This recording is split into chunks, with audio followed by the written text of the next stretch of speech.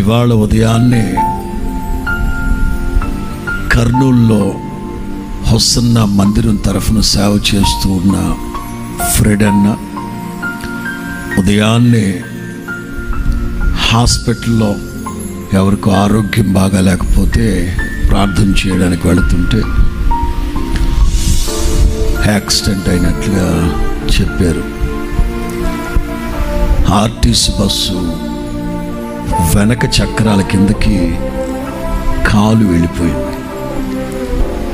వాహనం బైక్ నుజ్జు అయిపోయిందట. ప్రాణాపాయ పరిస్థితిలో నుంచి తప్పించబడ్డారు, కానీ కుడికాలు బాగా మడిమి దగ్గర బాగా నుజ్జు అయిపోయింది. మోకాల కింద 4-5 చోట్ల విరిగిపోయింది. ఇబ్బందికరమైన పరిస్థితి అని చెప్పారు. ఉదయాన్నే నేను ఫ్రెడన్తో మాట్లాడాను.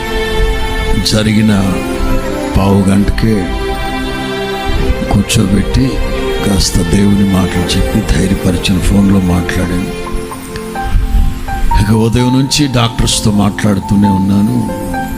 ప్రస్తుతం చిన్న సర్జరీ జరుగుతూ ఉంది. తెలియాలి కనుక ఆత్మీయులకి సివియారిటీ ఏమిటో తెలిస్తే మరింత ప్రార్థన చేస్తారని చెప్తున్నా.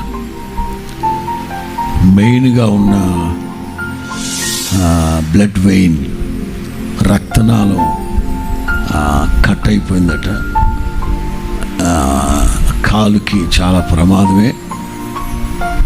ప్రభువుకు అసాధ్యమైంది ఏమీ లేదు. అంచేత ప్రార్థన చేద్దాం. రేపు ఆరాధన అయిపోగానే వెంటనే బయలుదేరి అందరూ వెళుతున్నాం.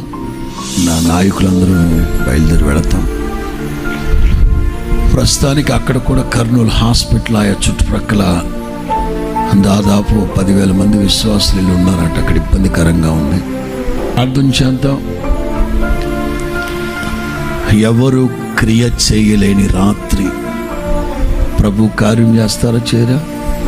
ఆయన తన వాక్కు 1,000 మందిని నిండు మనసుతో యథార్థ హృదయంతో సేవకుని యొక్క క్షేమాన్ని ఆరోగ్యాన్ని కోరుకుని ప్రార్థన చేద్దాం. ప్రభు ముట్టాలి, ముడతారు, ముట్టాలి. అందరూ మా గురించి ప్రార్థన చేద్దాం.